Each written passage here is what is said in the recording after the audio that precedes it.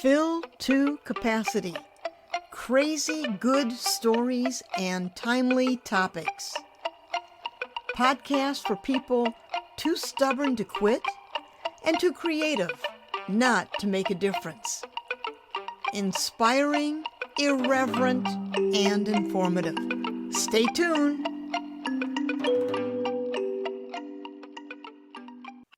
Hi, I'm Pat Benincasa, and welcome to Fill to Capacity. Today's episode, Suicide Prevention, A Journey from the Edge. Circle with Chris Shaw. And before I go any further, I want to say that speaking about suicide and mental health challenges may be painful or difficult for some of our listeners. Please know that our discussion will be respectful and compassionate. Thank you. Chris and I will be in conversation for about 30 minutes.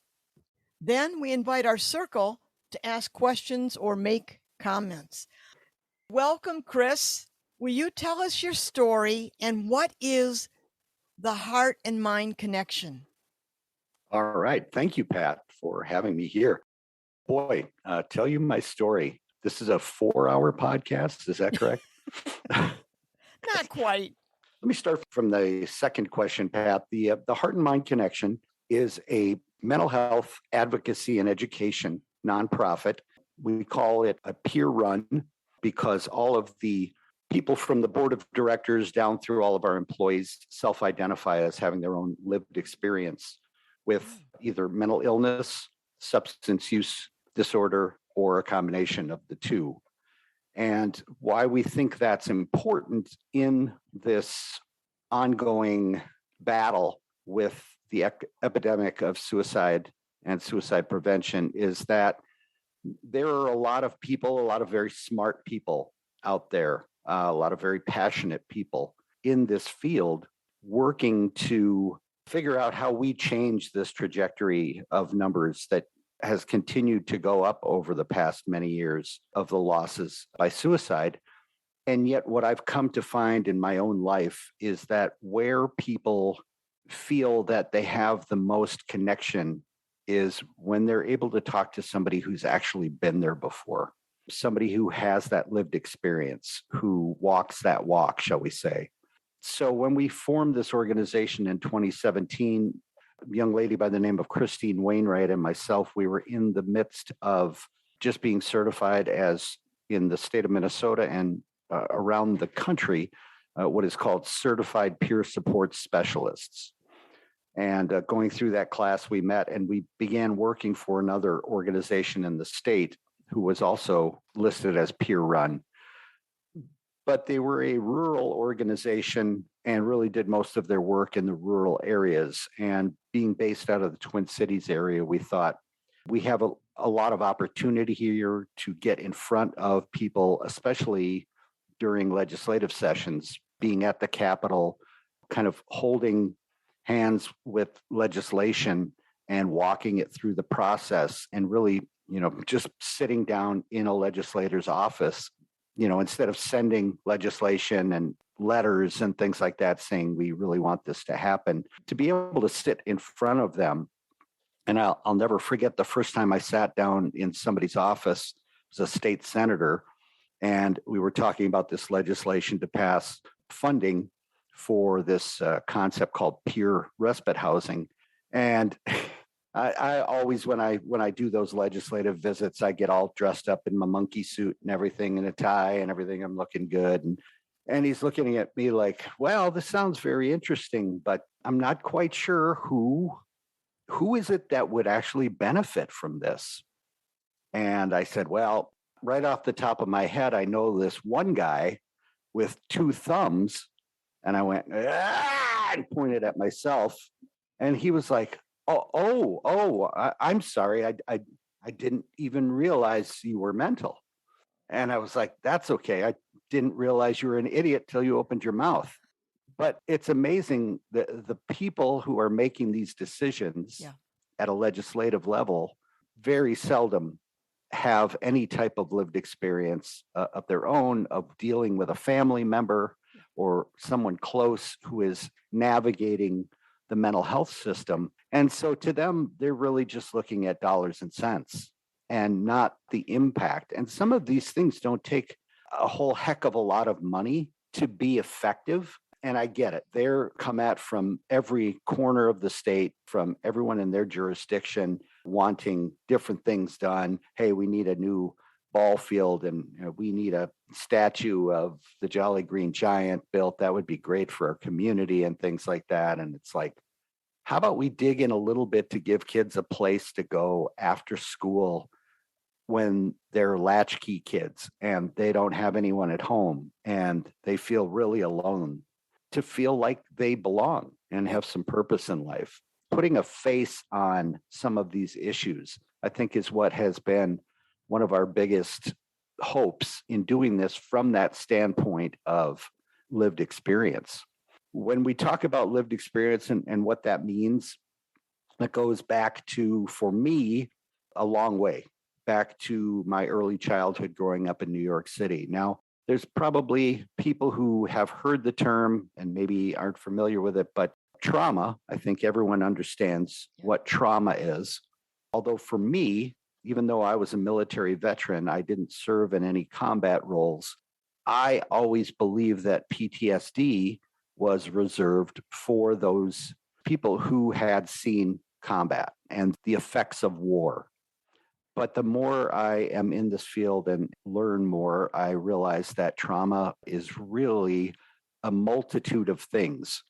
And when we talk about youth in our country, trauma has taken on a new terminology, and that's ACEs, meaning adverse childhood experiences. And what that is the trauma that young people face prior to the age of 18. And it's really interesting if anybody ever wants to see just what that slate of components is, you can just Google ACEs test, and it will pull up the very simple 10-question test that once a child may have been experiencing some hardships, has been portraying troubling behaviors, they can take this test with their doctor or so, whoever they're working with. And it's questions like, prior to the age of 18, had you experienced any unwanted sexual attention? Prior to the age of 18, had you suffered any physical assault from a loved one? Prior to the age of 18, did you have a parent who was incarcerated? Were you homeless? Did you experience food insecurity? And these 10 questions can give doctors and therapists a pretty good insight based on research as to, if a kid has one or two of these, what their risk factor might be for the development of a mental health condition. If they have 4 to 6 of them, now we're looking at a different picture of just how troubled they might be in the likelihood of developing something. If they have 7 or more, these are kids we really look at as, wow, we are sitting on kind of a ticking time bomb, because more than likely one of these things that they've experienced are going to begin to affect the development of their thought processes around relationships, around their own worth, their value, things like that. And how can we steer that? One thing that we know is that of the people who will develop a mental health condition in their lifetime, and right now, past pandemic, we're sitting at a number of about 1 in 4 Americans who on a daily basis are dealing with what would be a diagnosable level of some mental health challenge, whether that's depression or anxiety or bipolar, schizophrenia, substance use disorder, drug addiction. 1 in 4. And of those 1 in 4, 50% of them will begin to develop signs and symptoms of that illness by age 14. 75% by age 24. So if we look at that period in a youth's life between, say, 10 and 25, and the challenging thing is, what we're talking about is brain disorders. the human brain doesn't fully develop till about the age of 25.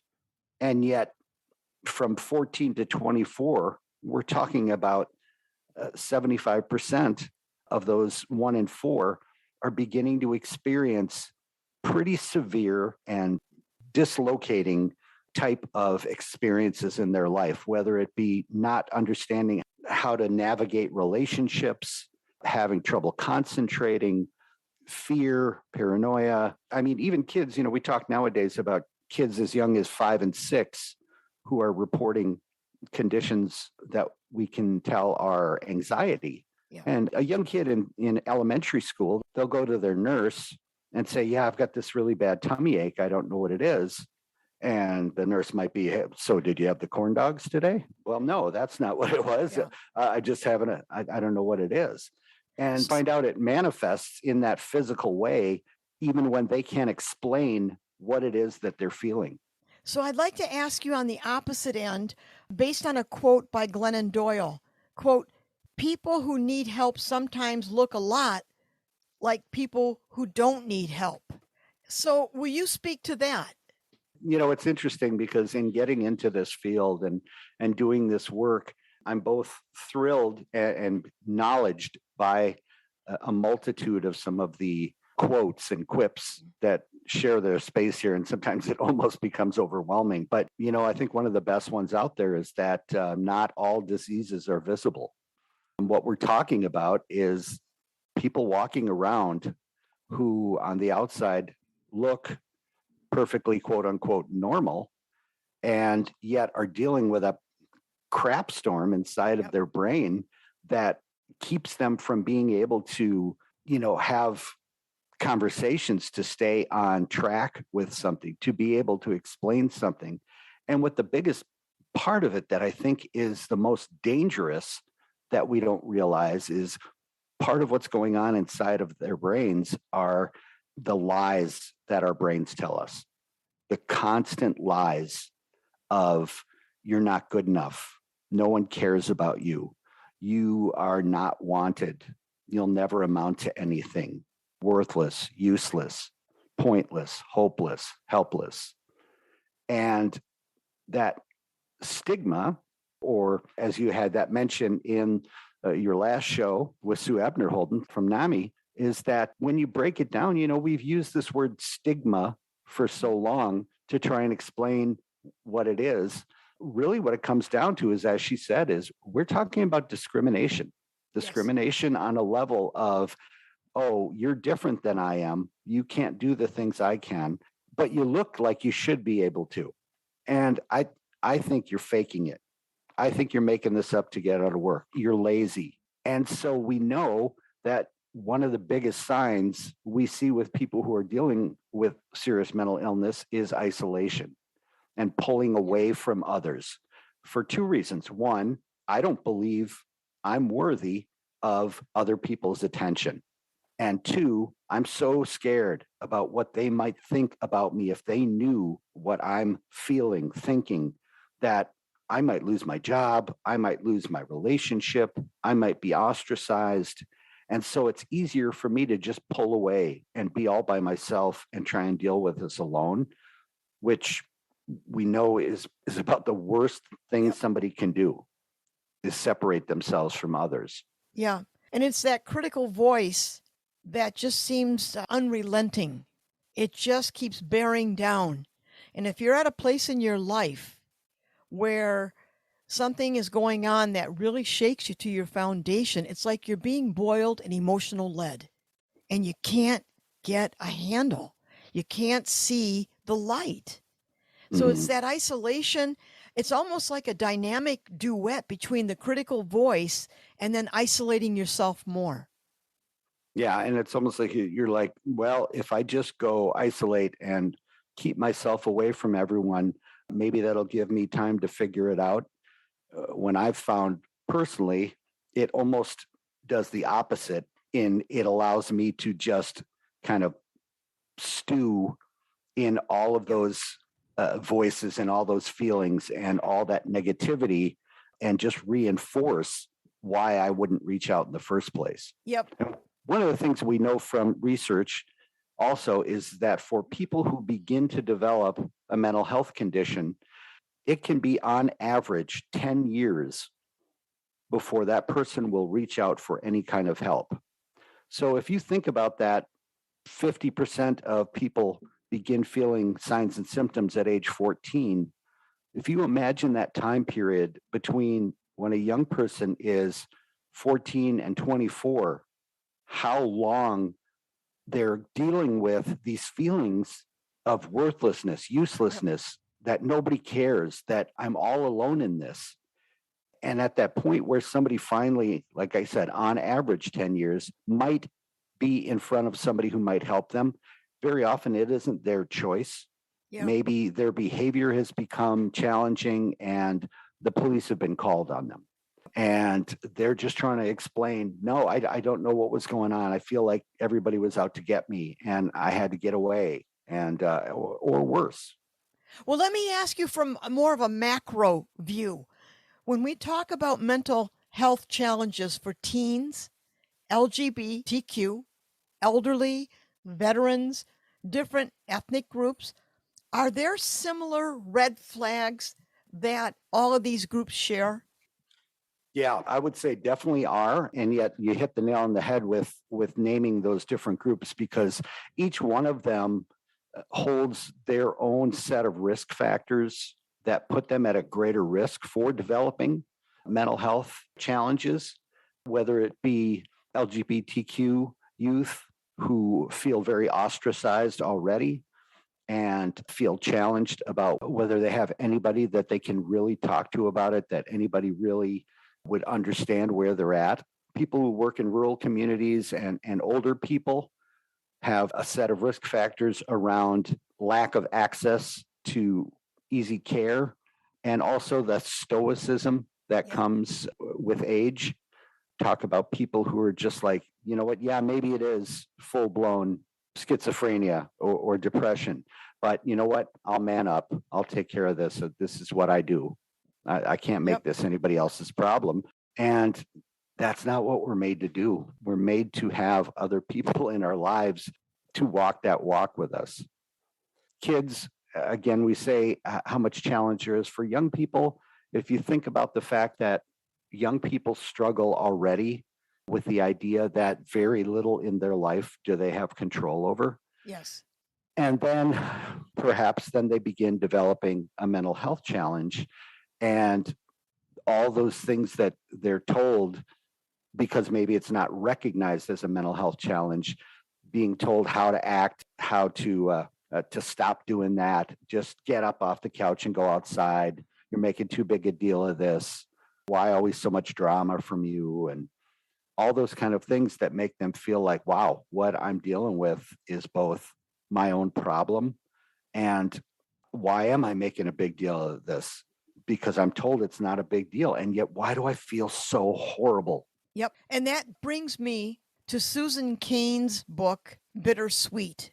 She has this quote: how can we live and work authentically in a culture of enforced positivity? Now, we're expected, as you say, to get over it when we're grieving, or no matter what hellstorm is enveloping our life, we're supposed to be positive. Mm-hmm. And if you say anything otherwise, why are you so negative?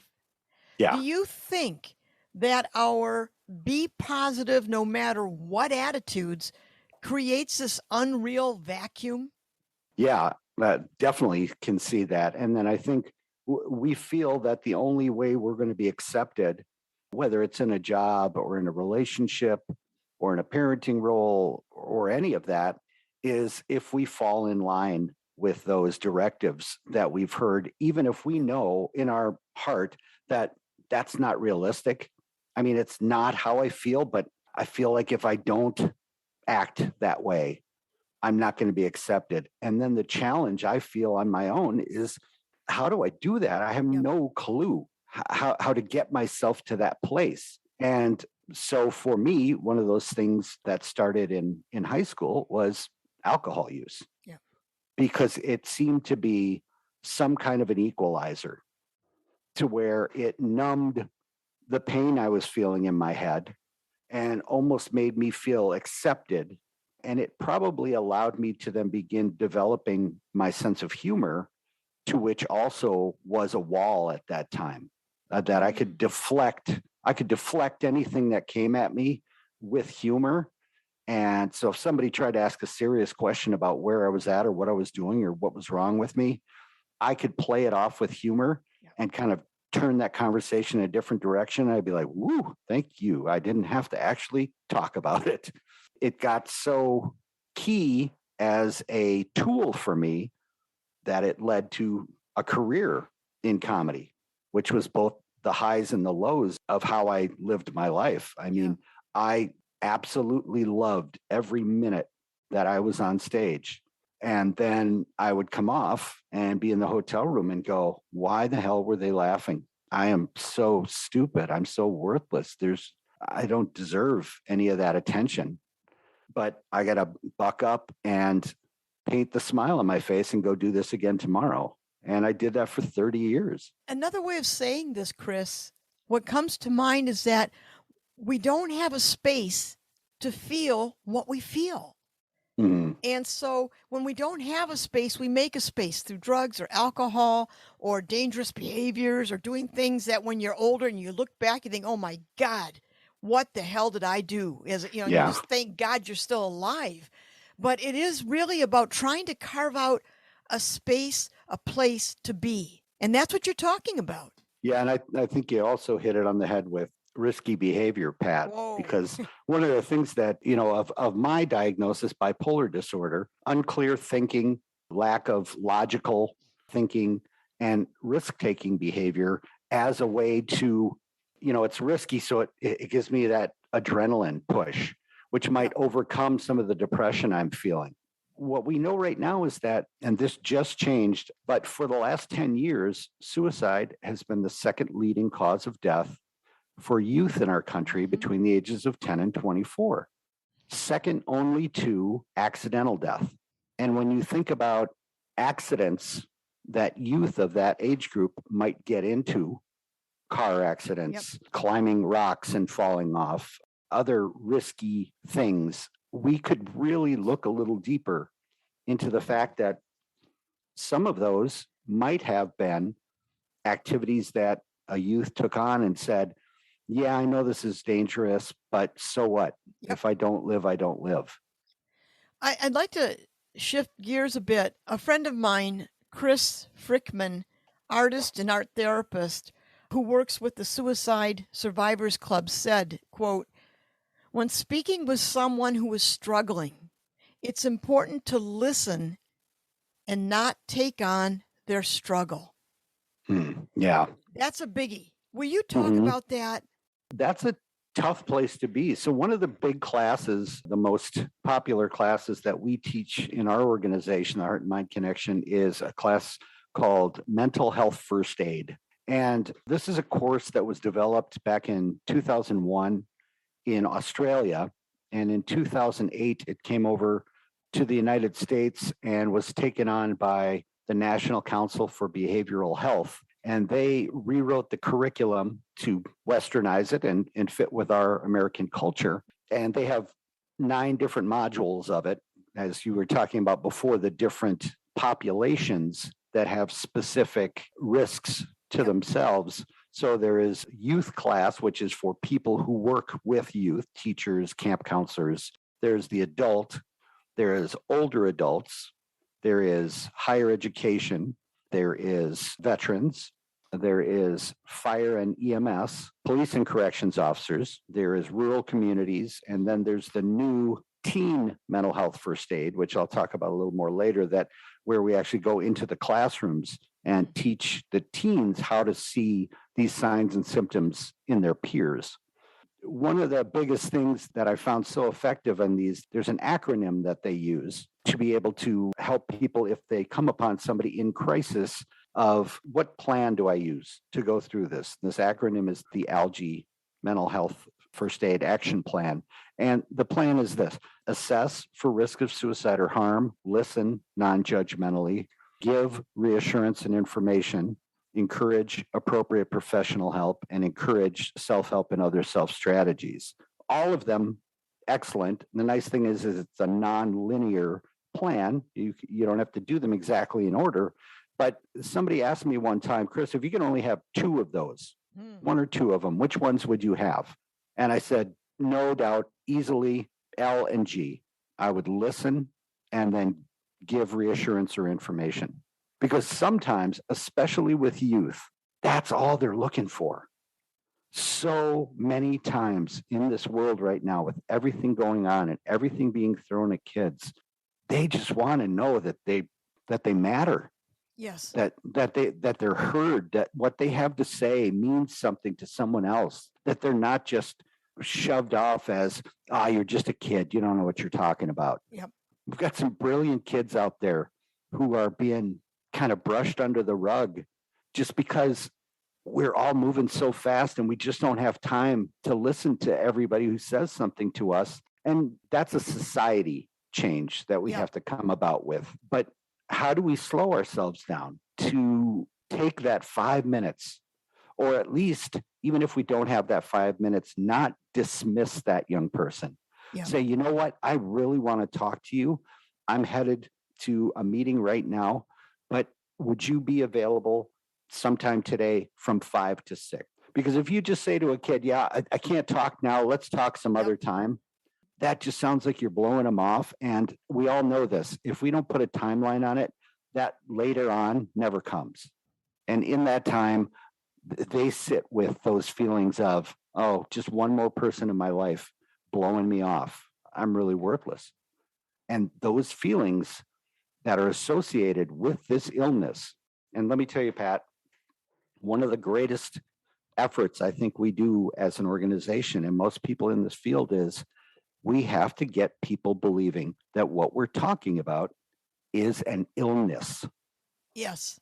That it's not a series of bad choices, that it's not poor diet, that just like you wouldn't tell somebody who's laying on the couch after chemotherapy treatment, really, you're still laying around? Why don't you just get up and go out and cut the grass or something like that?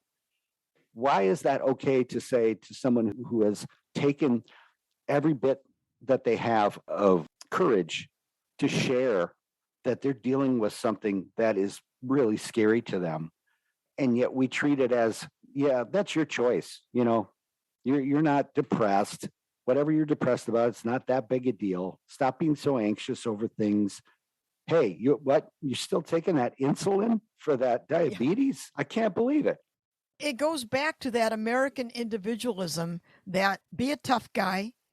You don't have to piss and moan about what's going on. What's your problem?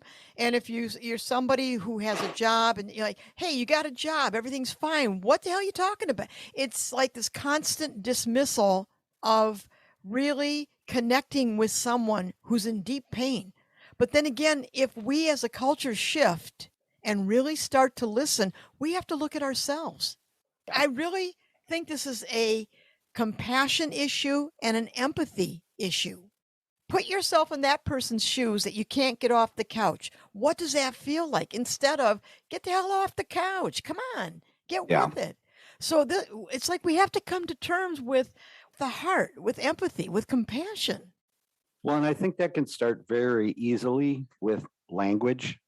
I mean, just changing the way that we address somebody who comes at us, talking about what they're experiencing. Because again, that person who's dealing with the mental health challenge, depending on their age, might not even know how to verbalize what it is they're experiencing. So I don't know. It's just my head is a mess and I can't think straight. And words are coming out, but I don't even know what I'm saying. Brene Brown has a great line in one of her TED Talks, and it's called Empathy versus Sympathy. And one of the greatest things I took from that is that she says, when somebody shares something extremely vulnerable with you, you don't have to have the exact right words to connect with that person. Sometimes it is plenty to be able to say to them, wow, I don't even know how to respond to that. I'm just so glad you shared that with me. Yeah. And then how can I support you? because So, people want to feel supported. I know when I was at my worst, sometimes people say, "You need help, Chris, man. You really need some help." And I'm like, "No, I don't need help. Okay. I don't yeah. need any help." But if somebody were to say, "How can I support you?"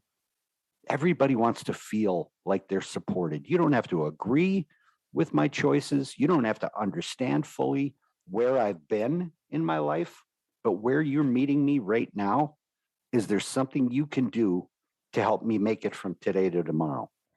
I want to shift this conversation to those people who are dealing with a loved one who has attempted suicide. Let's talk about those folks for a moment. How can they find help for themselves, like how to cope with this situation without being sucked into that vortex of panic? Well, I think one thing, it's hard for people, especially if it's a family member of someone who's made an attempt. It's hard for them to not go inward and say, okay, what did I do here Yeah. to cause this? Now, we talked about adverse childhood experiences, things that can bring about those mental health challenges. But we also know that in so many situations, we're dealing with an illness. Yeah. Okay. Nobody who has a family member who gets cancer goes, "Oh my gosh, what did I do that gave them cancer?" We just don't do that. And we need to stop doing that about mental health. Is it some of it genetic? Sure. But so is cancer. So is other illnesses. I always talk about this thing. It's hard to see if you're not online, if you're just listening. But if you imagine having your arms straight out from you on either end, and on one end is the past, and the other end is the future. The past is where depression develops, and the future is where anxiety lives. Mhm. And what I mean by that is if you think about, we had mentioned earlier, this sense of lack of emotional control. There's all the things that go on in our life that we feel like, man, if I could just do this, things would be different. If I could just, so many people who work in social services and child welfare and with the homeless and things like that say, man, I've got this person sitting right in front of me and I know exactly what they need. If I could just do this thing for them, but they're up against systems of bureaucracy and things that they can't move. Yeah. And so they go, wow, I'm so close to the goal line with this person, but I can't help them get over that, and how frustrating that is. Yes. Well, if you think about this whole thing about ACEs and such, when I say depression is in our past, think about every single thing that has happened to us that we have absolutely no control of going back and changing. So for me, that looked like an alcoholic, abusive father, assault, bullying in school, stranger sexual assault at 13, shame, guilt, loss, abuse, neglect, all those things where you go, God, if I could just go back and change that, things would be different now. But we can't. On the other side of the coin, in our future, where we have anxiety waiting for us, this is where everything that is to come. Now, everybody gets anxious and everybody gets nervous and things like that. I've got a first date. Oh, I've got a test. I'm starting a new job. I've got an interview. Those things feel anxious, but most of us have a level of resiliency that allows us to look at really hard things and talk ourselves back down that scale. If this was a scale from 1 to 100 out here, but for people like me who have anxiety disorder, 1 to 100 is one step. And what's at 100 is the worst possible case scenario I can imagine. Yeah. So I don't go, oh, this is a little bad, but if I do this or that, I'll come back down. I just go from, I've got a test. Oh, I'm going to fail that test. And if I fail that test, I'm going to fail this class, and then I'll fail this grade, and then I'll be in summer school, and then I won't be able to work, and then I won't have any money, and then my parents will kick me out of the house, and then I'll be homeless and living under a bridge.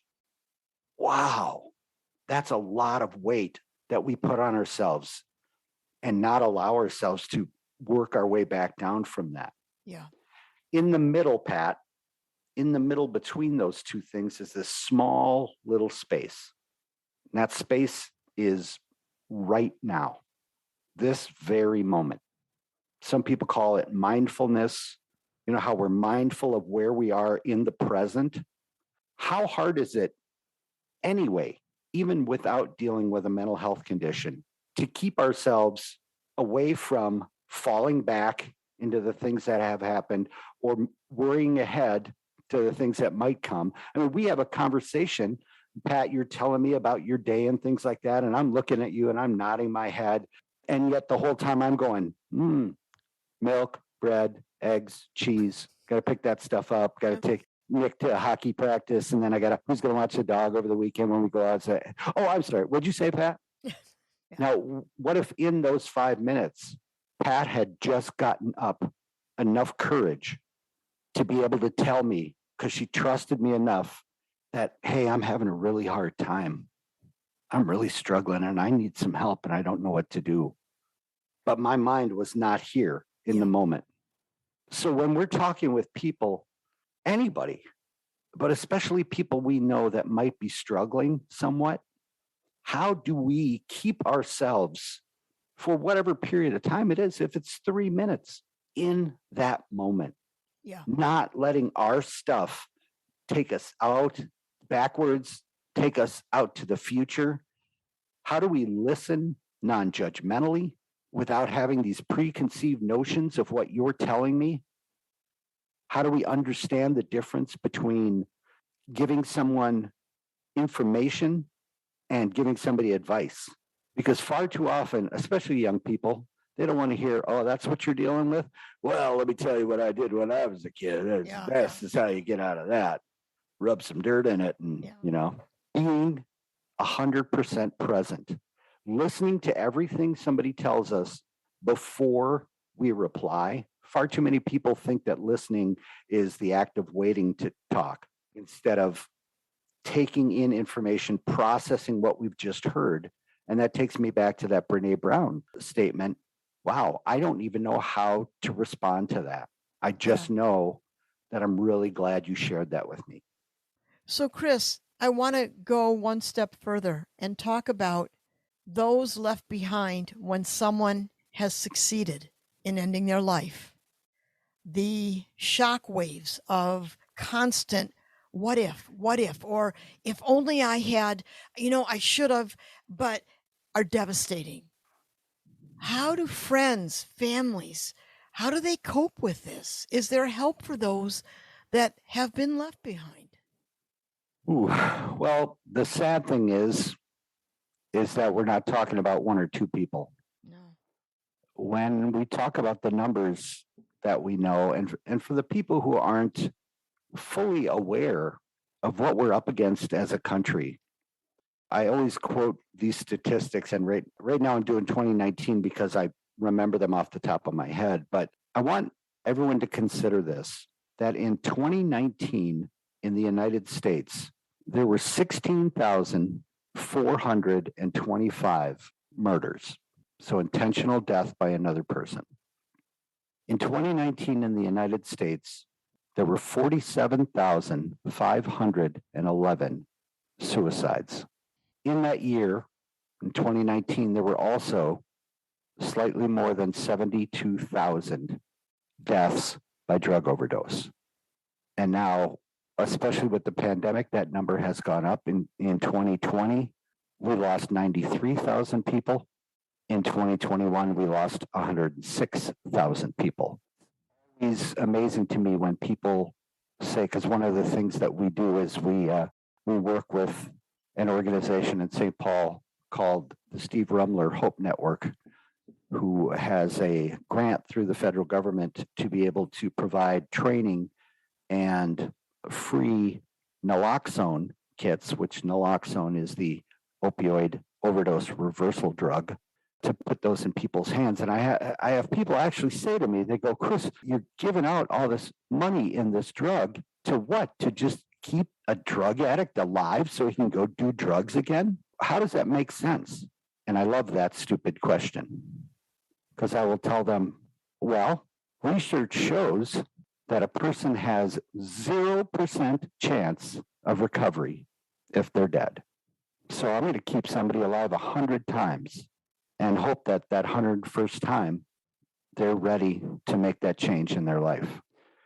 When we talk about suicide survivors, it's one of the hardest things that I have come to face in the time that I've been doing this work. So my last suicide attempt was September of 2015. And just a little background. First off, what I tell people is that even though here I was a stand-up comedian, I was out there getting up on stage for an hour a night, telling jokes, making hundreds of people laugh. And that wasn't enough for me. I didn't understand why they laughed. I thought there was pity. And then I'd get off stage and I'd just go back to my room and I'd hide and I'd be like, I am such a loser. Why do they want me to do this? But I tell people that I lived for 30 years with two beliefs that ruled my decision making. And those beliefs were, one, nobody understands what I'm going through. You don't get it. People would ask, what's going on? You don't get it, man. You just don't get it. And two, nobody would care if they did. And when those two thoughts are constantly running through your brain, it's pretty easy when we look back at that statistic about why people will wait on average 10 years before they will reach out for any kind of help. That stigma that you feel, not only about yourself, about that you're not worthy of people's love and attention and care, and that we're so worried about how other people will perceive us that the whole house of cards is going to come down.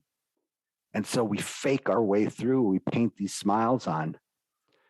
The interesting thing is this is not always just people who have had a hard life. We're talking about an illness. Yeah. Think about how many people who have died of lung cancer who never smoked once in their life. And people think, well, that's an anomaly, you know? So don't you have had things go bad in your life for you to want to drink yourself into a stupor every day? No, we're talking about illnesses. And not until we begin to look at mental illness and substance use disorder on an even level are we going to get the kind of respect and care for people in these situations that they deserve, that will change them coming forward when they're struggling. Most people don't have trouble when they break their arm coming forward. You don't see anybody with their arm dangling going, no, I'll hide that. That's nothing. Don't worry about it. Don't look at that. Do you think that the insurance industry has a hand in that? That people have to really make a case for themselves to get mental illness help through their insurance companies, what's covered and what's not covered? They seem to be the gatekeepers. It's horrible. With that gatekeeping, it creates a stigma that, well, are you going to really ask for that? You know, buck up, buddy. It's not that bad. Your insurance won't cover this. So I think that what we're talking about, as you're saying, is so complex, but the physical reality is the insurance companies don't help this. Yeah. I mean, and to get back to your original question as well about survivors, family members who are trying to navigate surviving a loss there, far too many times when I talk to family members, I hear two things. I hear one, there were no signs. We had no idea it was coming. No, we're doing screenings of a film, a documentary film, where this young lady came to town in February. But I highlight it because she's so opposite of me. I grew up in Lower Town, Manhattan. My father was gone after he was abusive. My mother worked 2 jobs. There was physical bullying, assault, things like that. This young lady grew up in a beautiful part of Baton Rouge, Louisiana. Her parents were together. They had money. She was an A student. She was a model, a cheerleader. And what people don't get is that, well, how the heck did she develop a mental illness with all that going for her? Because it's an illness. It Yeah. doesn't ask you, oh, Andrew Bourdain, we forgot you were rich. Kate Spade, we forgot you were famous. You shouldn't have gotten this illness. It doesn't care about your socioeconomic status. It's an illness you get. And so part of the problem with the system at large, okay, a couple things. One, we know right now we're way short on staff. The Yeah. pandemic decimated our ability to keep people in positions for therapy and things. It also changed the way that people receive those services. When it went to video appointments, it was hailed as this great new way to do it. And yet, when you're talking about somebody who has fears and paranoia and struggles with connection, and you're telling me the only way I can see my doctor is on this small video screen, no, thank you. And so we lost people who were getting care in the first place. We are so lacking in professionals, and we have so grown the number of people asking for help that it's going to take 5-10 years to catch up and get enough professionals trained to be out in front of people. And that's for us that work in this field of advocacy. This is going to be a scary time because we're going to see a lot of people who feel like they've been left along the wayside, or that my situation is not nearly as bad as that person's situation. So I'm not even going to go to the doctor because I don't deserve it as much as they do. And then when we talk about the families who have lost somebody, and when they talk about missing those signs and symptoms, much like with Emma Benoit from this film, My Ascension, you wouldn't have seen them because she was doing everything that you would have thought a high schooler would have dreamed to do, to be out there in the public eye.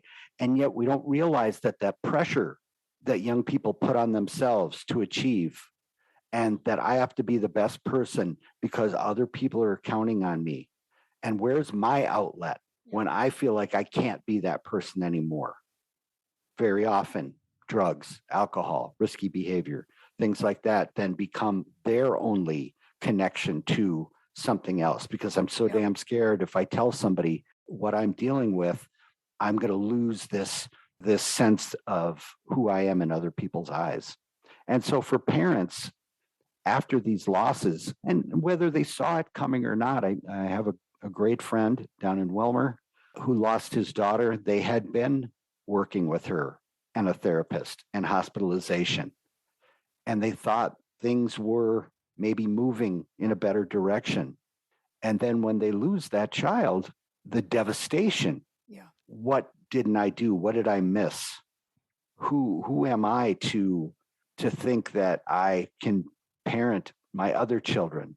I know a woman who is a therapist who lost her son to suicide and then was really stuck in a struggle of, how do I sit down with other people looking for help when I couldn't even figure out how to help my own child? So the devastation that ripples out. There's a film from the same people who did the My Ascension film, was the Kevin Hines story before, called Suicide: The Ripple Effect. And the term the ripple effect talks about that for every one person that dies by suicide, that approximately 130 other people are directly affected.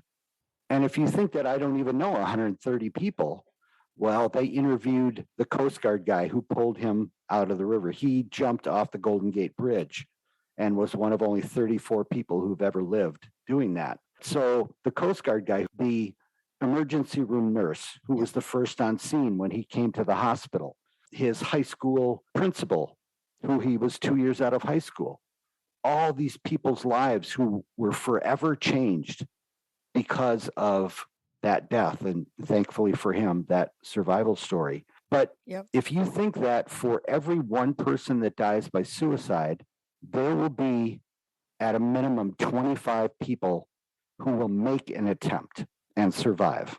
For every one person who dies by suicide, there will be approximately 250 people who have strong thoughts of a plan and are considering taking their lives. In a year in the United States, we're talking about a little over 1 million people who are thinking about that they don't know how to go on and that the only way to end their pain is to end their life. They're everywhere. And like you said earlier, they're standing next to you. They're on the bus next to you. They're walking around the mall because they don't want to go home. So they're just walking around the mall. They're everywhere. Chris, those statistics are crushing. And then there are statistics that show there is starting to be a generational shift in how mental illness is perceived. Millennials and then the Generation Zs, they're much more accepting and knowledgeable about mental illness than previous generations. And for me, that is such a hopeful sign. These younger kids, they get it. They understand.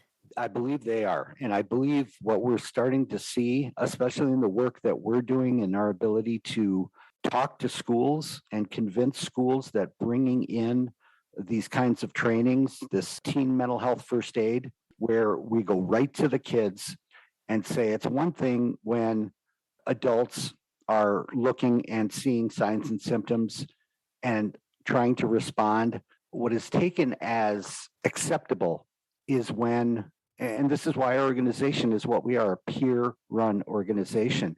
It's when your peers recognize those signs and symptoms, when other students can see, hey, I notice you're really down today, and I missed you at football practice yesterday. What's going on? Let's talk about it and let me help you get to a trusted adult. That's where the trajectory is going to change. But you're right, it is the beginning. I see, some light at the end of the tunnel that kids are starting to say, you know what, nobody is going to do this for us. We have to take this on ourselves. So we see things like student-led support groups in schools. There's a couple called HEART, Help Every At-Risk Teen, that is active at the Mounds View and Irondale and Wayzata School District. A couple of years ago, there was a start of a movement called the Green Bandana Club. And what it is, lime green, really bright bandanas. This was started between the University of Wisconsin-Madison and NAMI, Wisconsin, where they would train students in the schools. And then those students would wear those bandanas either around their neck, on their belt loop, on their bag. And the word went out to the whole school that, hey, if you're struggling and you need to talk to somebody or you need some resources or help, look for somebody with one of those bright green bandanas. Those people get it and they can help you. We're working with some young ladies over in Wisconsin who started something called the Kindness Crew. Kindness can be the simplest thing. People say, well, I don't have any education in mental health and I don't have any experience or anything like that. Hey, have you ever smiled at somebody? Have you ever asked somebody, how are you? Then you have experience. And if you truly cared when you said that, you are 5 steps ahead of so many of the other people out there who think they have an answer about what to do about mental illness. Chris, I'm going to stop you there. Do that. But I'd like to open it up to our listeners. Helen? I like the bright green bandana and those help groups. And I'm going to say in Canada, there's a day in January that Bell Canada puts through, Let's Talk. And they feature prominent people. Like one year they had one of the Olympians who got the gold, and she struggled. And she was the hostess. They cover any cost for the call if necessary. So this is encouraged. And this has been maybe the last, I'm going to say 4 or 5 years. But again, thank you. Yeah, I think it's been amazing just over the last, say, 2 Olympics, where we've had gymnasts, Michael Phelps, people like that come out and openly say, okay, see, now that I got the gold medal, now will you listen to me about the fact that I'm struggling with this, and not just the people who didn't get a medal and then go, oh, well, of course you didn't win. You're saying you have a mental illness. That's not what it's about. Hi, this is Christine.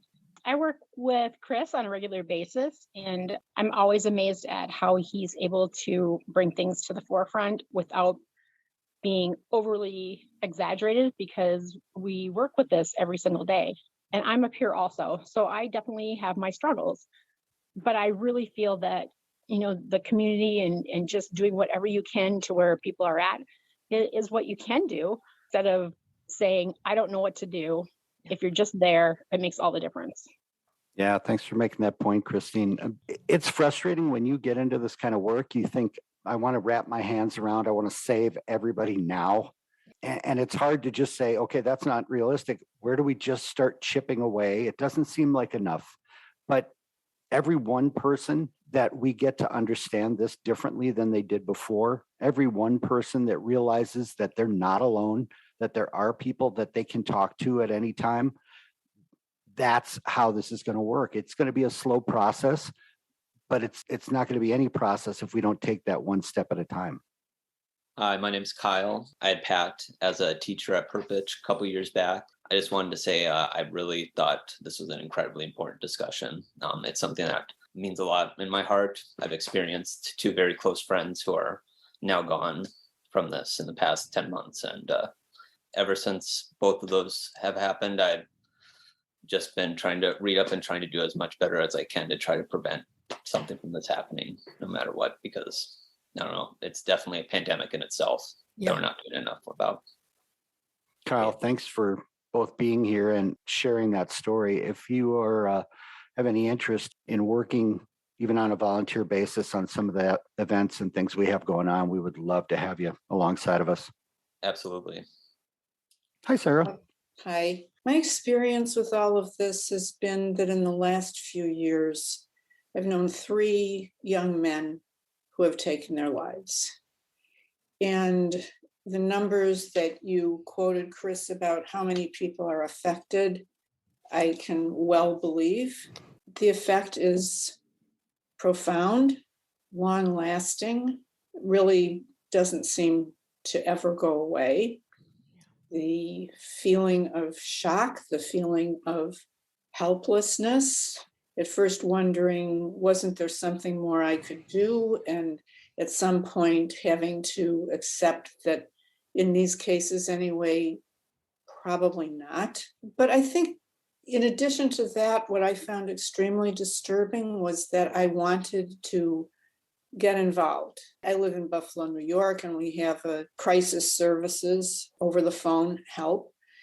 And I thought this is something I could do. So I filled out an application and I had an interview and I went in and I talked with them. And in the end, they told me, no, you're not right. Okay, I'm not right.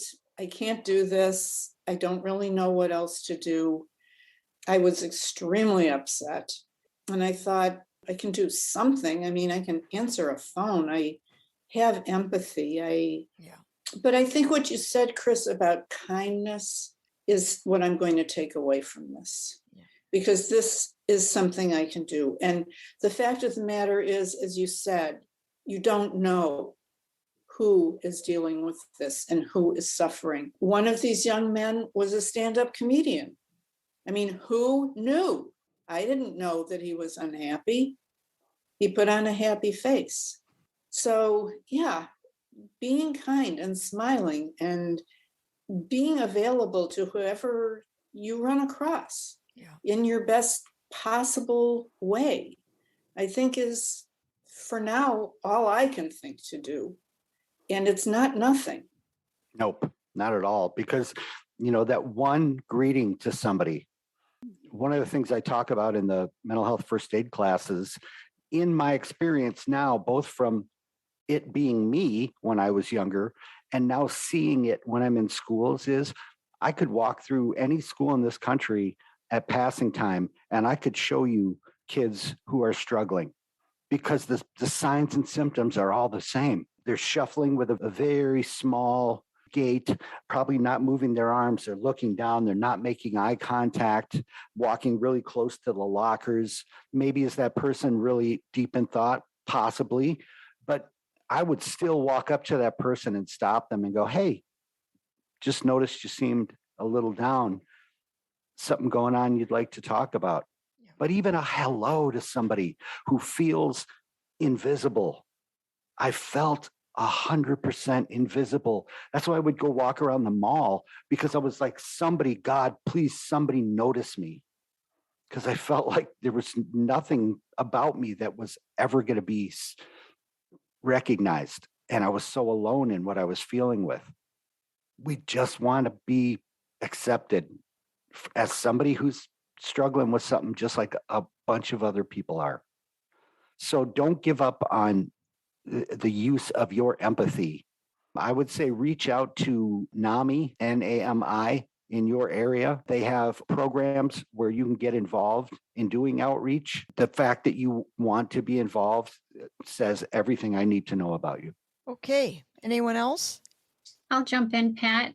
I am so privileged to be here in the presence of all of you and be witness to listening to your stories and interest in advocacy. It's how we can pull together resources and the wisdom to make a difference. And smiling is always good, and peer review is always good, peer check-ins. I think the more we talk about mental health as an illness, as something that is invisible, that can hide behind a smile, is pertinent and purposeful.